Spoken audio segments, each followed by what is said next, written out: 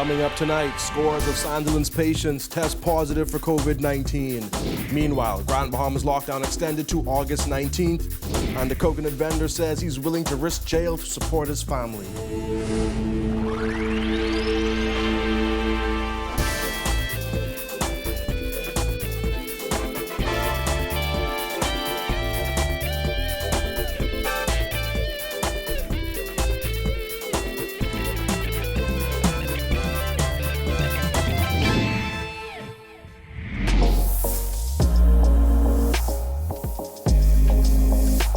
Our News is brought to you by Alive. Welcome to Our News and thanks for joining us. I'm Jared Higgs. Topping news tonight, the Public Hospitals Authority has confirmed that 23 patients at Sandilands Rehabilitation Centre have tested positive for COVID-19. The Bahamas Nurses Union and the Bahamas Public Services Union are now demanding that certain measures be put in place to protect their members and the public. Berthany McDermott reports. The Bahamas Nurses Union and the Bahamas Public Services Union are sounding the alarm after it was revealed that some 23 patients at the Sandilands Rehabilitation Centre tested positive for COVID-19. In a statement today, the Public Hospitals Authority and Sandilands Rehabilitation Centre confirmed that 23 persons on the male ward tested positive after a staff member who worked across 3 wards at the institution tested positive for the virus. BPSU President Kingsley Ferguson is concerned workers aren't getting personal protective equipment. In our meeting yesterday, I mentioned to the Prime Minister and all other parties concerned from the Public Hospitals Authority that complaints were coming in from Sandilands Rehabilitation Centre that staff are not getting personal protective equipment. The administrator there categorically denied that that is happening. Bahamas Nurses Union President Amanda Williams has requested that all nurses be tested as well as anyone seeking care at the hospital. The nurse is saying that they wanted to be tested. In our meeting with the Prime Minister, this is one of the requests that we made by the Prime Minister to have all nurses tested, even to the point where we would like anybody that is coming for care in the hospitals to be tested, which will be one of the strategies used to combat this COVID in the hospital.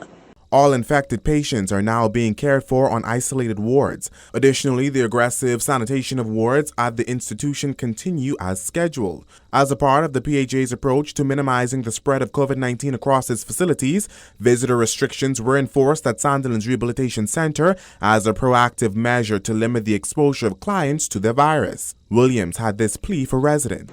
We're asking people, the Commonwealth of the Bahamas and the Family Islands,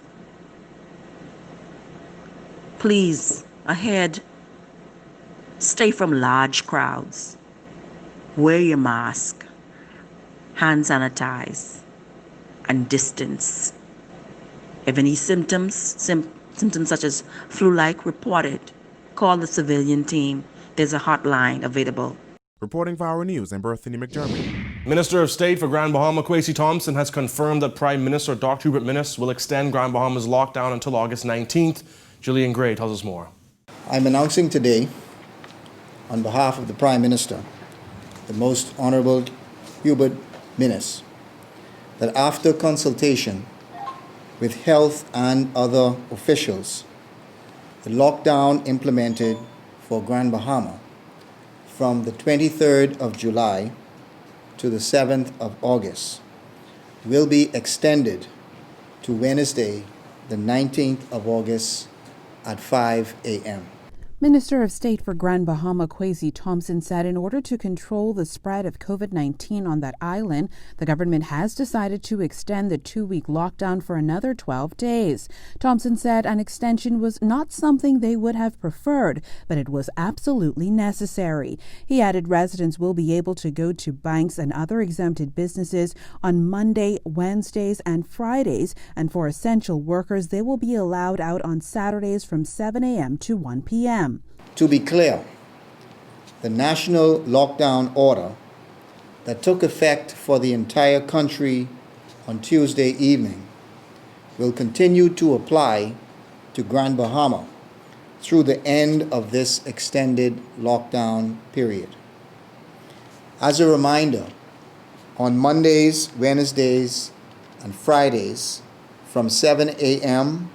to 5 p.m.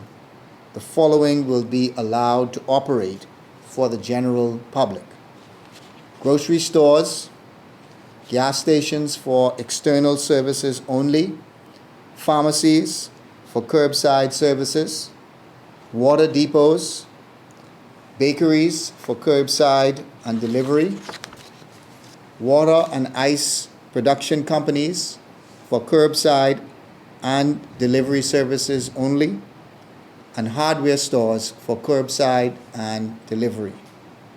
Grand Bahama was placed on lockdown on July 23rd after cases on that island began to skyrocket. As of August 5th, the island recorded 336 cases. The extended lockdown did not come as a shock to residents. We're kind of expecting something like that because, we still see cases rising up every single day.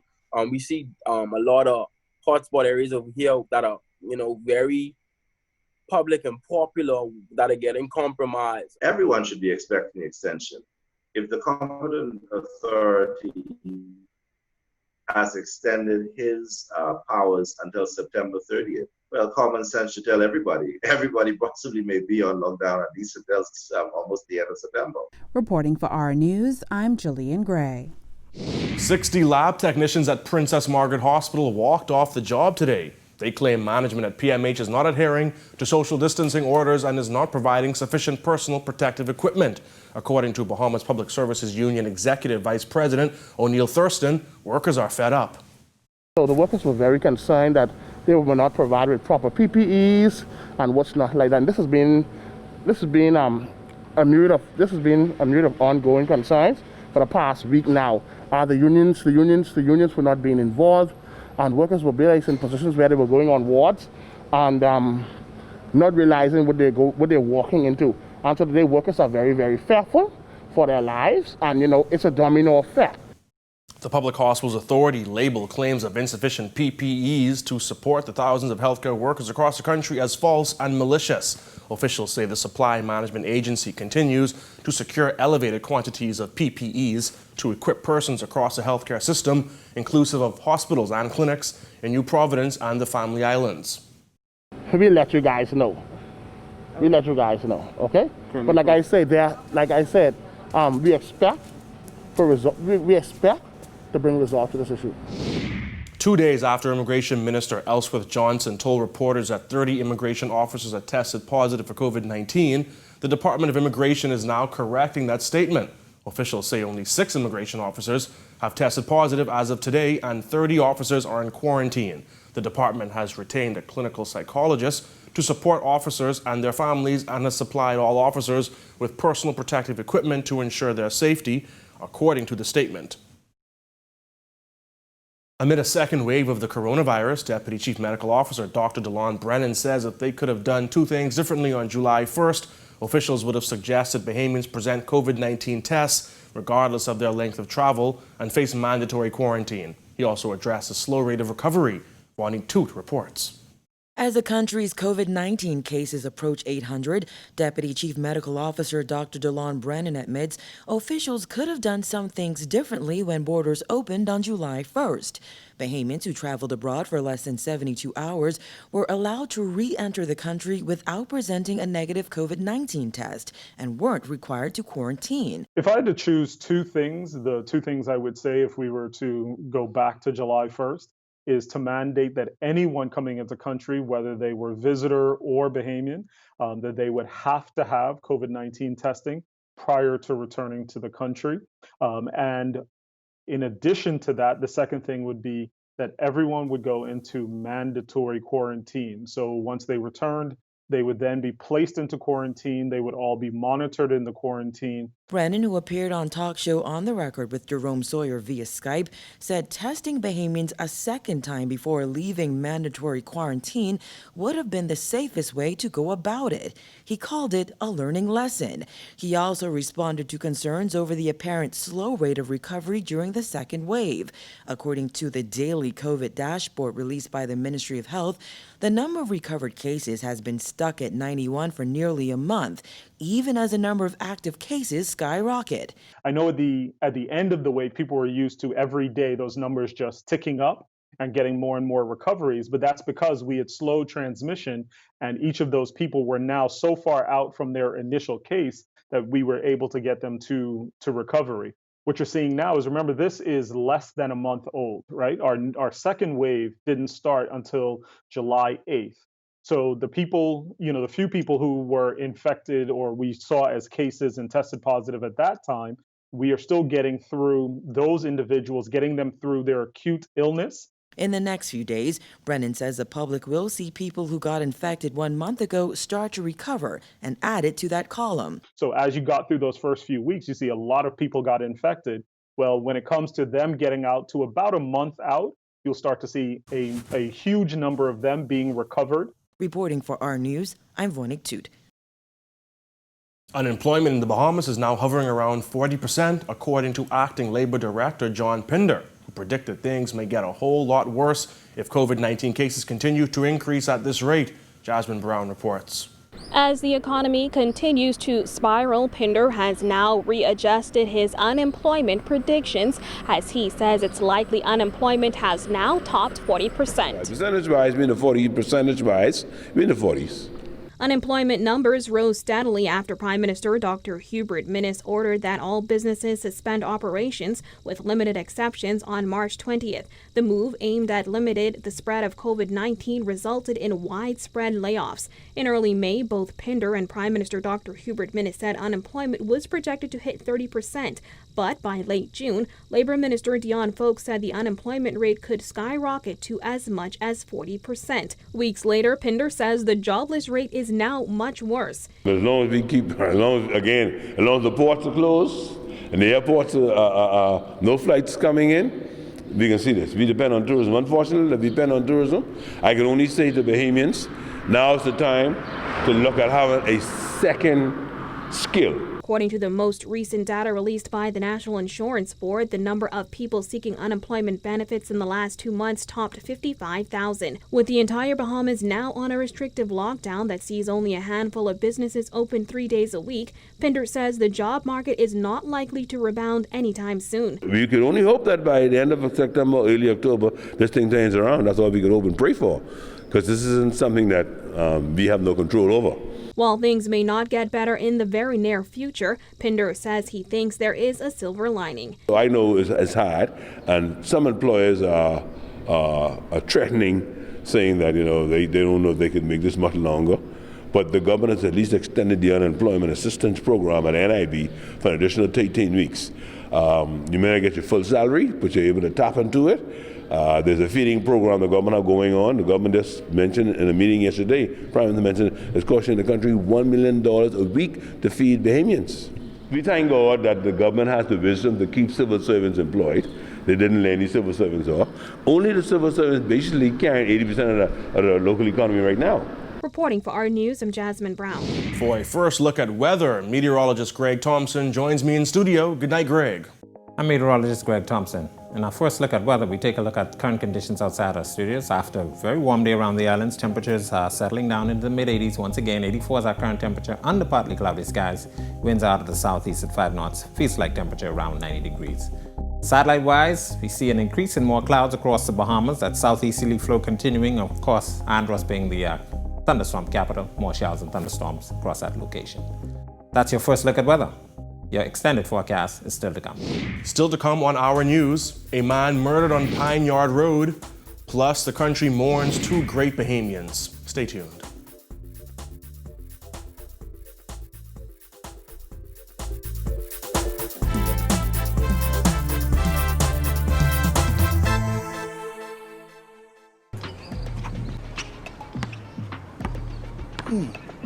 Rev up on the next promotion? Okay. Nice. Bye. You give up it. Best 2 out of 3. Sign up for Rev Trio and opt in to NBA League Pass absolutely free. Visit rev.bs or call 601-8992 for details. Rev, you and us, together.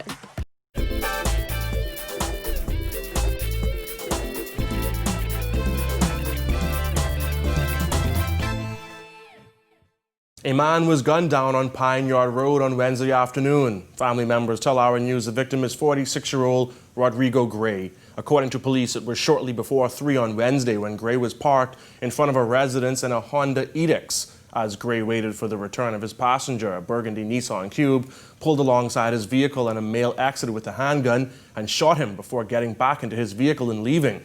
Gray was transported to hospital by ambulance where he later died. Family members say the man, who hails from Exuma, leaves behind 4 children.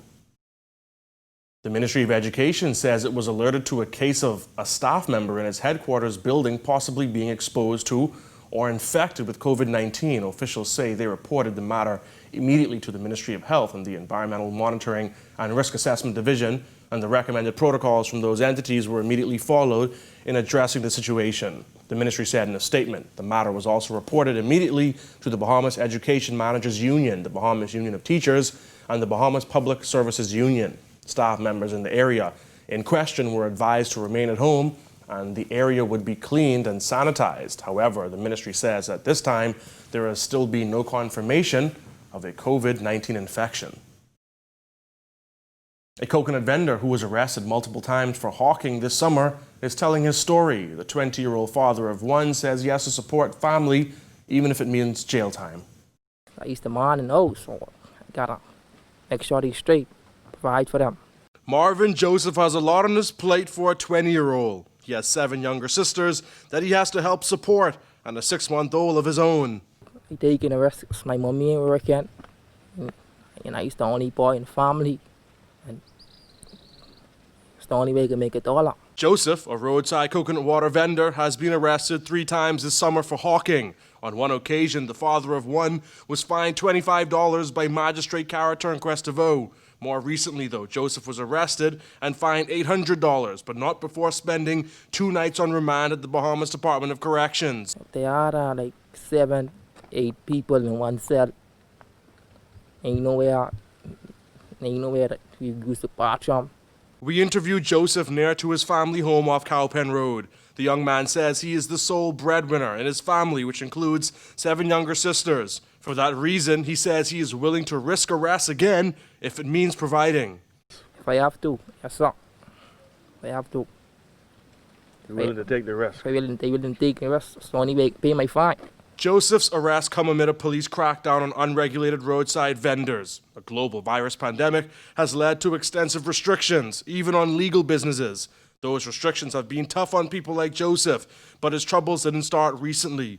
2 years ago, he dropped out of high school after being arrested on a housebreaking charge. They remind me, I win the case, and it's too late for me to go back to school, so I just try to find something for me to do.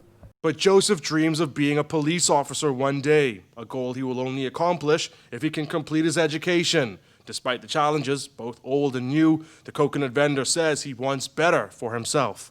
I didn't go back to school, take my BJCS, and apply on the police force. We didn't work hard. Political activist Effie Walks has died. Walks, who was widely known for being the only woman on the planning committee for the events that marked Black Tuesday, was 96.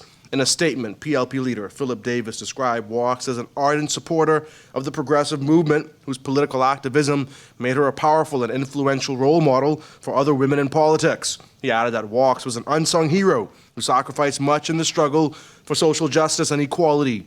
MP for Engliston, Glenys Hanna-Martin, also offered condolences, describing Walks as brilliant, hugely articulate, and fearless.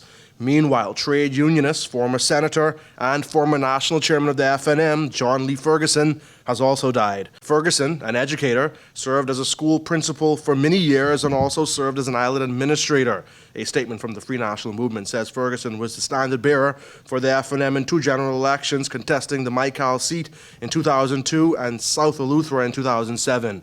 It adds that while serving as national chairman, Ferguson maintained and fostered party unity and support through challenging periods. Still to come, a small business owner likened shutdowns to a hurricane. Stay tuned.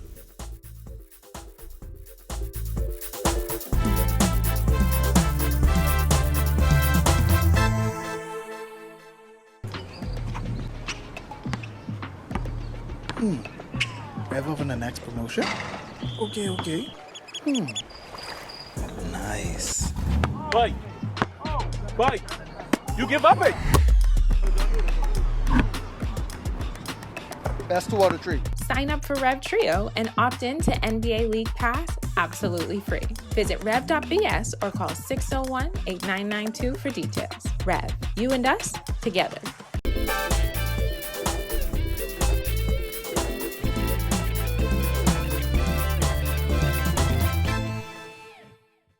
Welcome back. With gyms closed for the foreseeable future, the fitness industry is being forced to go virtual or go out of business. One local owner likened restrictions to a disease that gyms are struggling to recover from. He's pleading with government officials to meet with them to chart the way forward before it's too late. Vonique Toot reports. For 10 years, Out the Box has thrived, whipping everyone from elite athletes to politicians into shade. Then came COVID-19, forcing the CrossFit training style gym to shut down. The gym, located at Airport Industrial Park, closed its doors in late March with the majority of businesses and wasn't allowed to reopen until July. 2 weeks later, amid a resurgence in COVID-19 cases, the competent authority ordered gyms to close once again. To see that in a matter of 2 months or 3 months, everything is just wiped out. This is worse than a hurricane. Because with a hurricane, it hits you one blow. But with this is this is like a disease itself. Just gradually tears away, and you trying to stay alive. The fitness coach says what's disheartening for local gym owners is there is no one to turn to chart the way forward. If you say a salon can be open with one operator operating with one client, the same thing as a personal trainer operating with one client. We're not face to face. We got our masks, we have the protocols, hand sanitation signs up and all that, so that we could operate our facilities even with a small amount of revenue coming in. So Johnson took matters into his own hands, offering his expertise virtually. If you feel the needle, drop the knee. Right here. Johnson, a former cameraman and news producer, pulled out his camera equipment and lighting and turned his gym into a fitness studio. Putting his wife to work as his workout partner, he urged his 150 members to sign up for Out the Box on the go. What I do to try to keep people engaged is I be there for the entire time. Okay. I do the workout with you. With fitness enthusiasts abroad signing up for online classes, Johnson is hoping On the Go will take off. However, he fears gyms that aren't able to successfully pivot may be forced to shut down for good. A lot of gym owners are just angry, but we just need even a sit down or someone just to say, hey man, this is the reason and this is the timeline. Reporting for our News, I'm Vonique Toot. Thanks, Vonique. Still to come, how the pandemic has affected the Humane Society. And later, the extended weather forecast with meteorologist Greg Thompson. Stay tuned.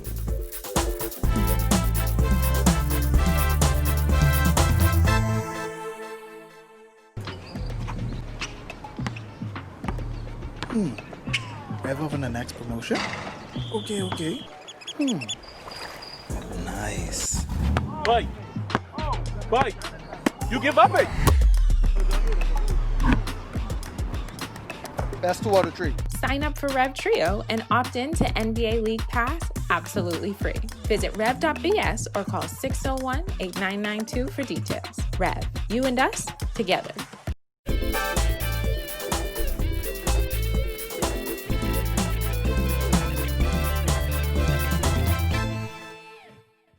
How has this global pandemic been affecting our furry friends over at the Bahamas Humane Society? Well, Giorgio Bain visited them today to find out.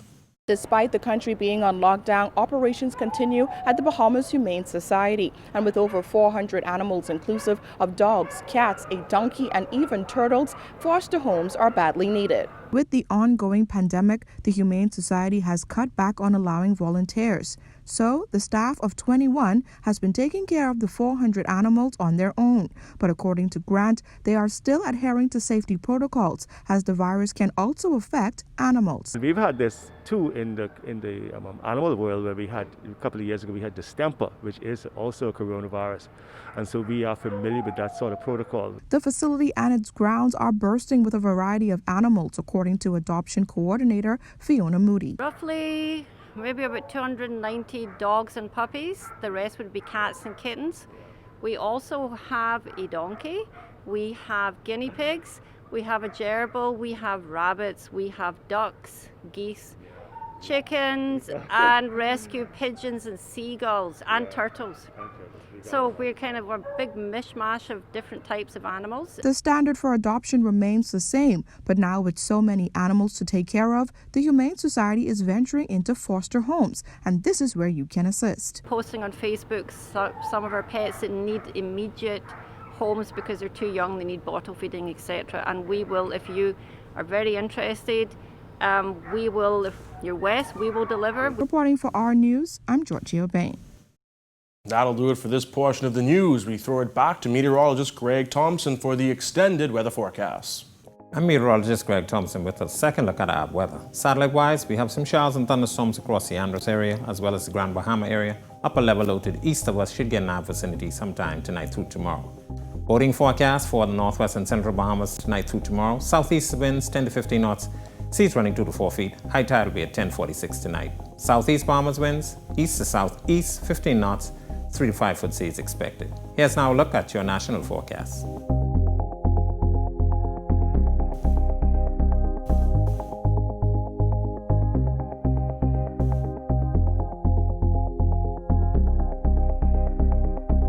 And now we'll look at your extended forecast through Tuesday.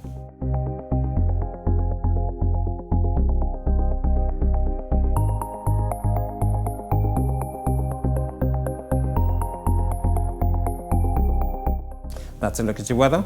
Make it a great night, everyone.